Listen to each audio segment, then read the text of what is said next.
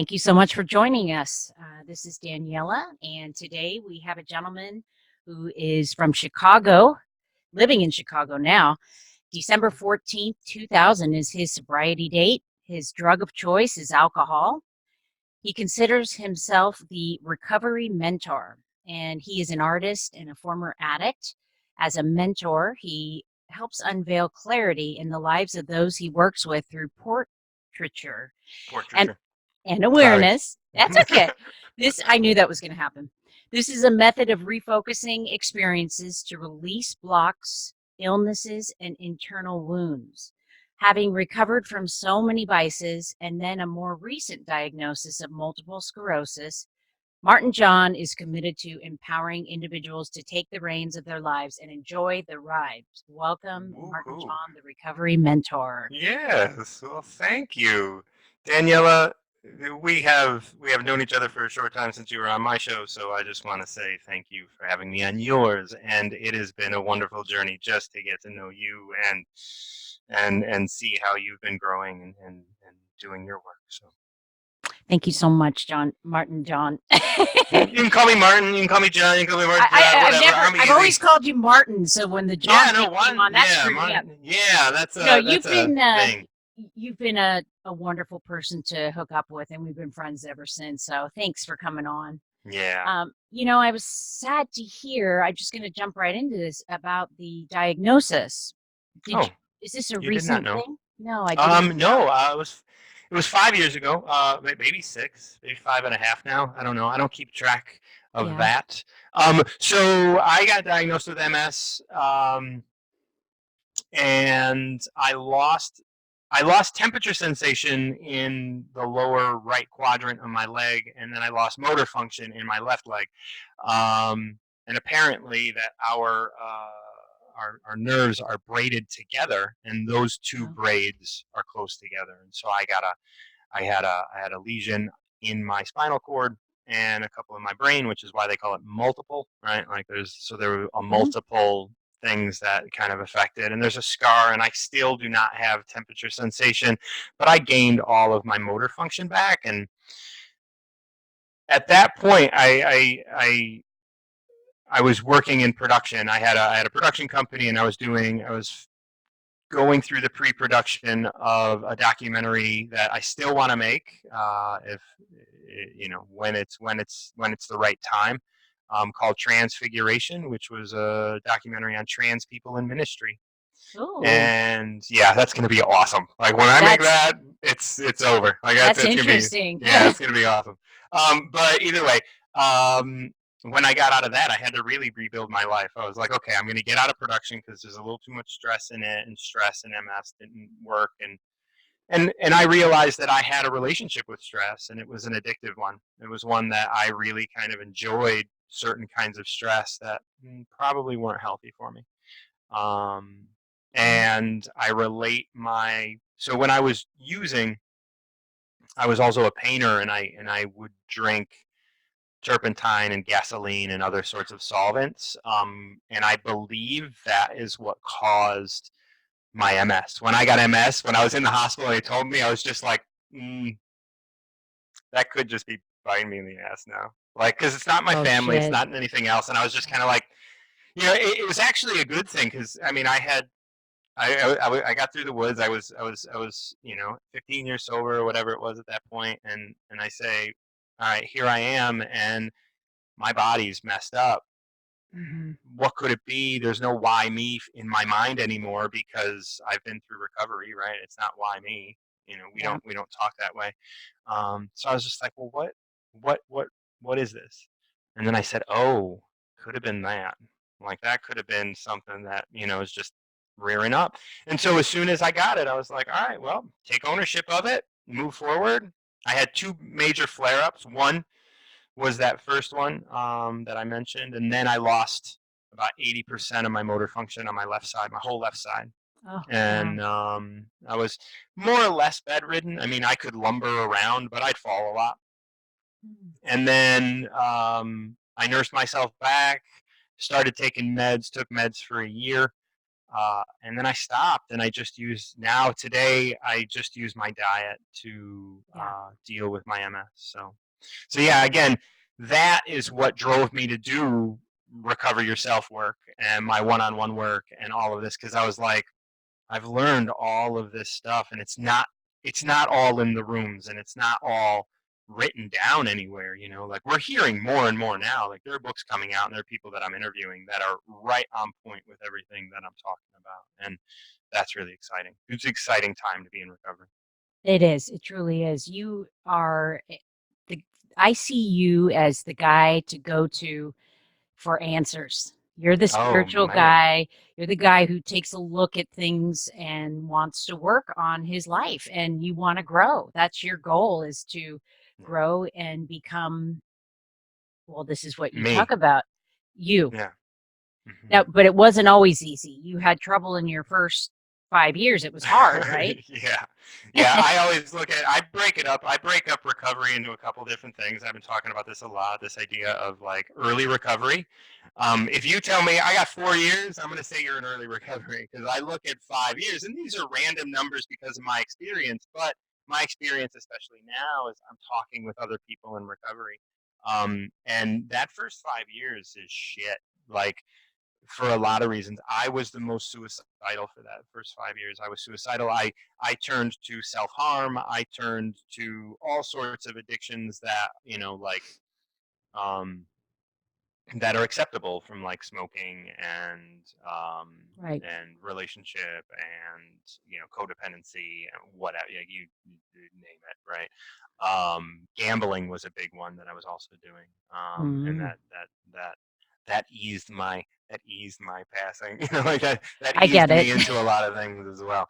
But I, every time one came up, I would have to drop it. I would have to see it and be like, nope, that's just pacifying me. It's just taking me out of where I want to be.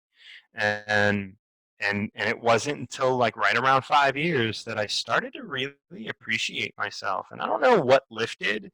I mean, it's culmination from the little things that I did over those 5 years, but really, it something kind of shifted. And in the conversations I have with people, that 4 to 6 years, there is a shift in your idea of yourself, and really understanding where you're putting your attention, putting your energy, putting your value. And it starts to pop up, and once it does, we can see it.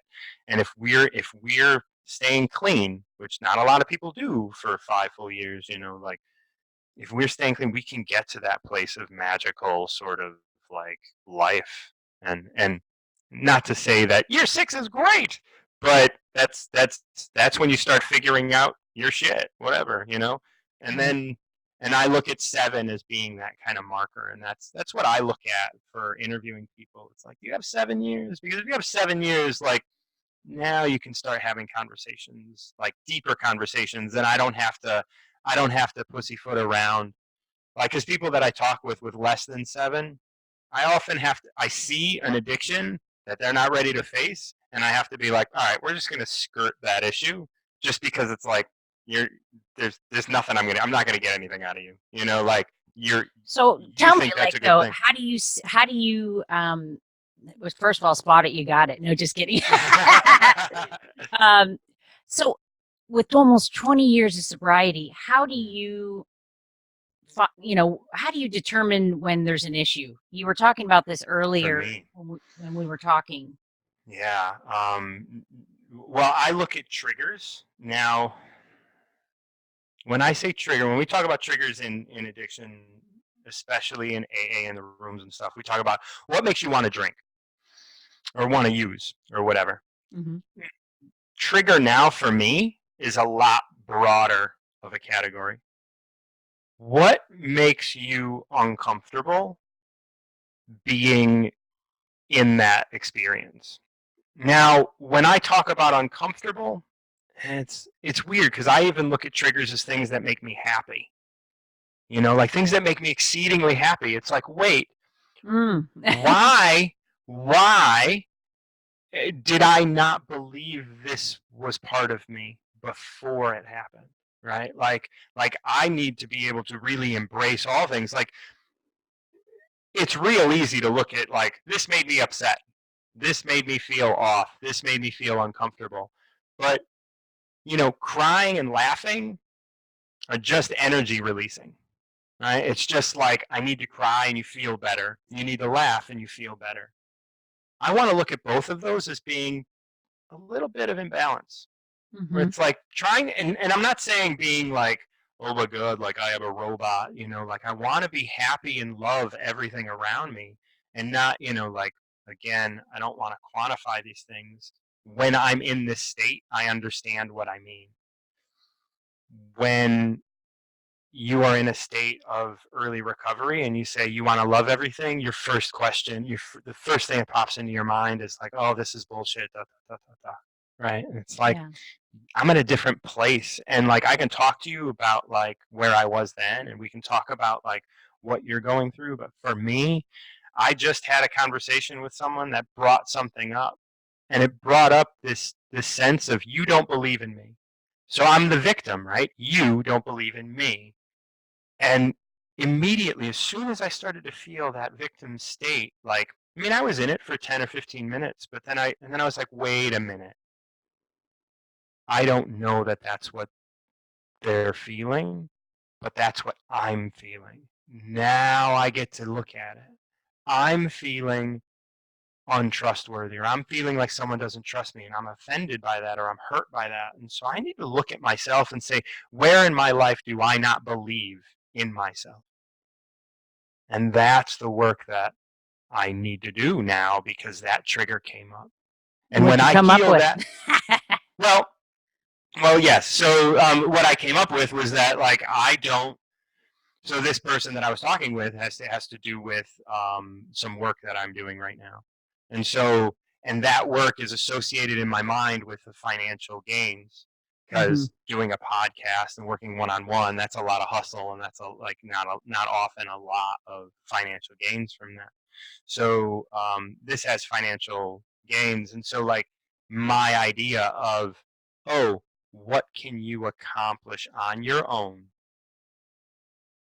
when it comes to a financial state, right? And I'm like, oh no, I don't believe that. I don't believe that I could be in that state. And it's like, okay, own this, and then deal with you and your belief of not being able to do that. And Mm-hmm. that will take me to this other place of, like, then I can love this guy, do what he wants. It's no problem. Like, once I'm like, I'm already feeling better about all of it, right? Just by talking about it a It's little truly bit. amazing how Yeah. that works. And it's just like, just bring it up and go through it and sit with myself with it. Like I go through a process of, like, looking at a trigger. What is the story behind the trigger? Like, my trigger was, he asked me to do something. My story is, he doesn't believe me. The theme is this idea of, like, believing in yourself. So now I look at, where don't I believe in myself? Where don't I believe that I could be who I am? And even when it comes to, like, social media and other stuff, like, I get offended, like, or I get hurt sometimes. Like, these are very slight things. I'm not, like, crying I in the get it. bathroom, I get it. but like, when my followers don't grow, or when I don't get, like, like, and I'm like, okay, that's a trigger. Now we have to look at the addiction of the phone, but I also have to look at, like, this trigger, this individual trigger, because I have to be able to give myself that follow, and I have to be able to know that I'm valuable enough and worth it enough. And if I don't believe in myself, like, I believe this person, right? Like, my story about this person reaching out to me, it's like, oh, now I can look at that, right? I can look at this whole picture of, like, believe in yourself completely, because there is, again, our trauma exists in the body, not necessarily in the mind. We try to fix everything in the mind, but it's the body that's running those cyclical shows for us, right? Like, every relationship we get in is the same, not Yeah. because we're thinking the same, because we've convinced ourselves of every relationship is going to be better, and it's always the same, Mm-hmm. because the actions we're taking exist within the body. And so when I can bridge the two, bridge that subconscious body thought versus the conscious the little tiny conscious thought that we have, and really start to heal that trauma. And again, I'm not talking big T trauma. I've dealt with a lot of that, but this is like the little T trauma that like you got hurt, you believe something, now it's running your life. Yeah. And when you're new in sobriety, you don't have any idea what that trauma is sometimes. I didn't Oh know. God, no. And then when I looked at it, like around 6, I really didn't have a clue. I actually went to a therapist for a year because I couldn't figure out why I was still continuing to have these relationships that were horrible with men. And Right, so I just stopped dating finally and went to see a therapist. And there's so much trauma there in past relationships that I would have never really thought about, just being in harm's way and all these things when I was younger and a child, and how it has affected me. And it took a right. lot of work to get through that, but it's a miracle to be able to see those things today. And to not date, you're just gonna sober up, right? Yeah. Like Yeah. that's it. That's all you're doing. Like this is why, like I take breaks from coffee. I take breaks from relationship. I take breaks from everything that I feel like, oh, this might, like taking a break from my phone. But I have to be able to take some significant time away from my phone. I haven't been able to do that yet, but that's something that I'm gonna have to like look at. Even like a week. Like, can I put it down for a week? Like, can I? Like, part of me says, oh, no, no, like, but Now, then is it's this like, social media that you're talking about? well, probably, but Yeah. even still, texting or messaging people is kind of like real similar to that, Yeah. like, because I just did an interview with this woman, Marin from Hull, in England, and she was talking like my phone as a whole, because like I can just text somebody and my whole night will be gone because I was just chatting about nothing, Mhm. Yeah. and it's like, that's a good point. Like I mean, I looked at my phone today and I was in contact with people that I'm working with and stuff, but I was on my phone today and it's only 4 o'clock in the afternoon. Granted, I wake up at 4 in the morning, but 12 hours, I've been on my phone for 4 of those. Yeah. That's a third of my day. I was on my phone, like interacting with people, but even still, like, I mean, I have for Instagram, I put an hour timer on my phone, so it's like I can't be on Instagram more than an hour a day, and that's still a lot. That's That's a a lot. lot of Yeah. time, Yeah. you know. It's funny because I feel guilty sometimes because I'm not going to the people who like my page, and I'm not going back to like their stuff. And it can really be exhausting in your mind of you know, what you need to do to what they say is to build your brand. It's Right? exhausting. I wish we could Yeah. have somebody to do that for us, but that's not how it works. You got to be yourself, and you got to Right. um like, I don't spend much time on social media. I don't like it. I'll post, but then that's it. I won't go and Right. look. And it's kind of rude, actually. People get offended. Well, they like all your stuff, but you don't give a shit about their stuff, you know? I I've never, I don't, I, well, It's if crazy. that's the case, with you and I've never thought about it. So I'll just start by saying that's your shit, right? Like That's my that shit. guilt of not being able to reciprocate, or that guilt of not being able to show up in relationship. Let's talk about that, like, because it doesn't matter if it's your neighbor or someone on social media, it's a relationship, right? Like, and Mhm. so that, when we look at that trigger, right? When we look at that trigger of your, like, oh, I feel guilty, like, Yeah. all of a sudden we have something to work with, right? Like, now we can glom onto something within us and say, it's okay that I do that because I'm not being drawn to do it. When we're okay to be what we are being drawn to and do what we are being drawn to do, that's when we're living in real space. But when we're like, oh, I'm going to do this and you're going to do this, like, codependency and I these other like what you reasons and said, stuff. Well, just like good. what you Yeah. said just now. That was a good one.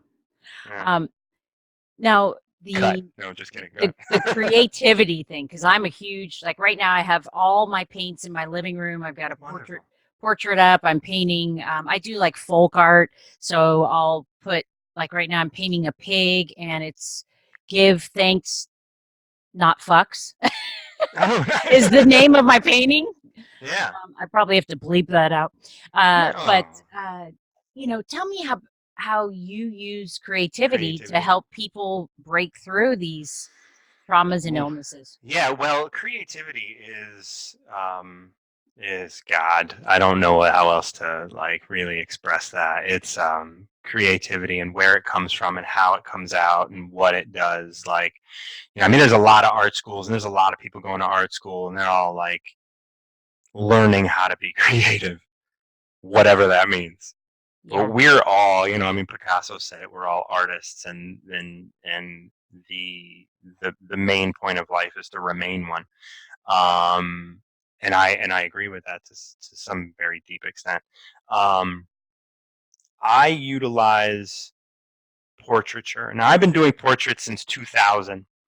And if you do the math, I got sober at the end of 2000.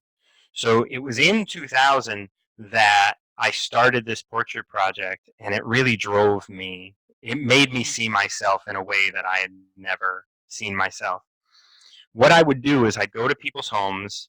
Many of them were strangers, and I would just paint this oil pastel portrait of them.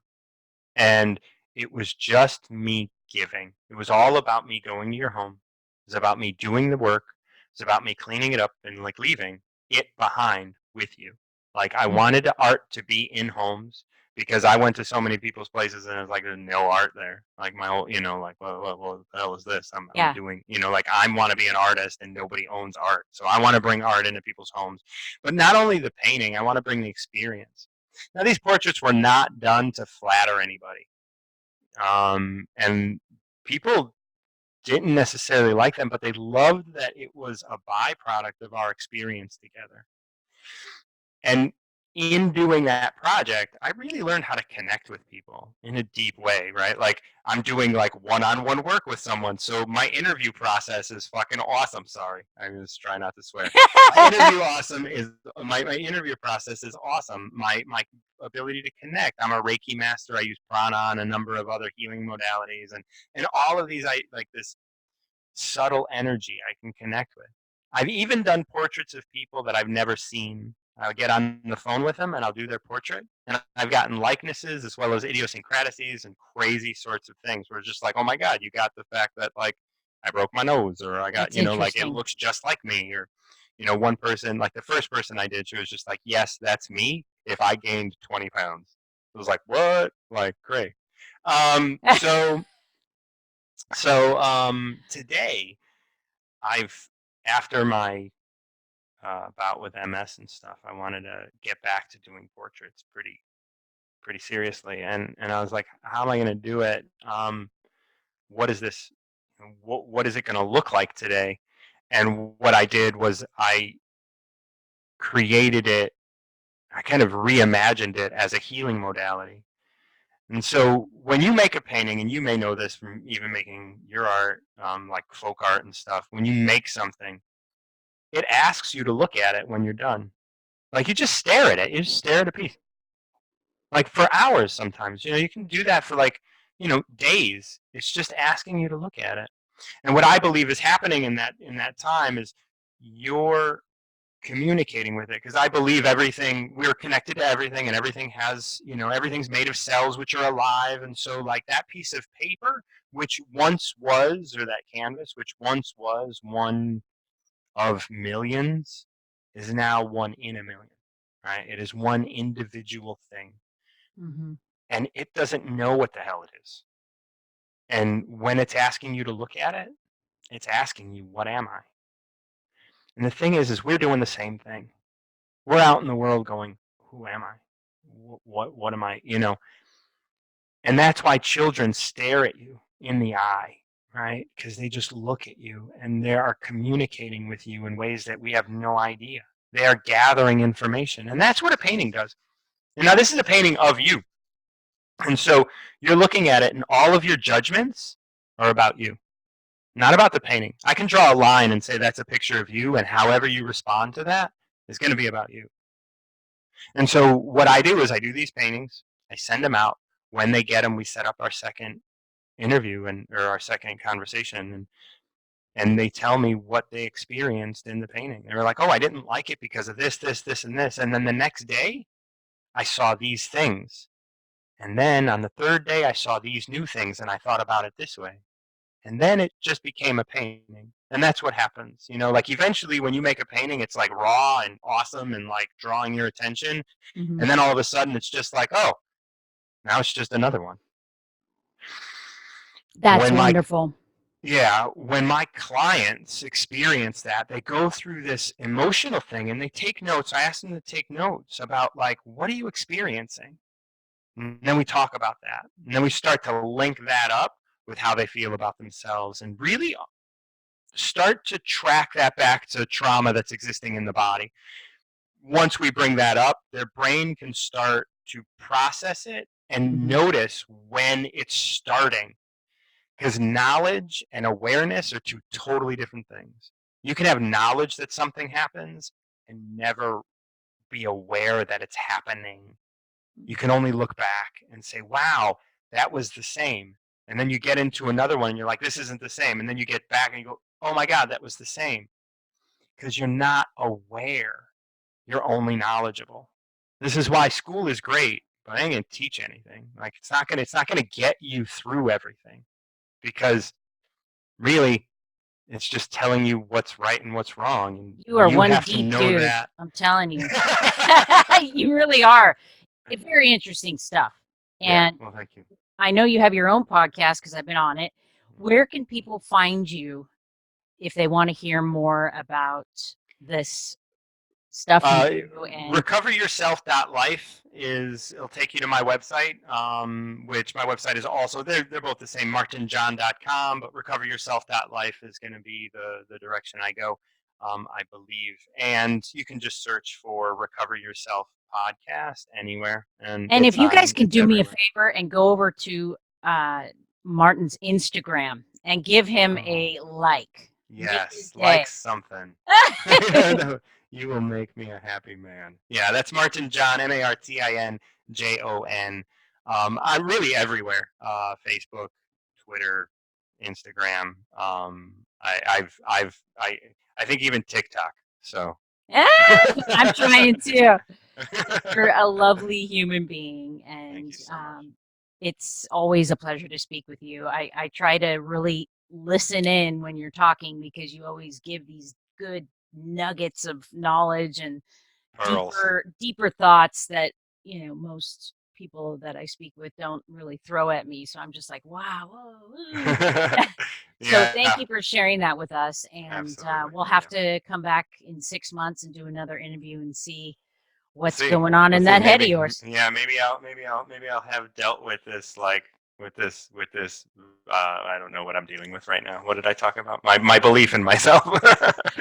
You're going to be a believer. I'm gonna be a believer. Yeah, you're going to be one. I think you already are. You know that. Yeah, I do. But there's still things hanging out. Like we just want to keep healing because it's not over. There's no That's right. destination. It's just a journey. That's right. It's not about the rainbow. I mean, it's not about the pot of gold. It's about the rainbow. That's right. That's right. Well, thanks for joining us, Thank you. and we will talk soon.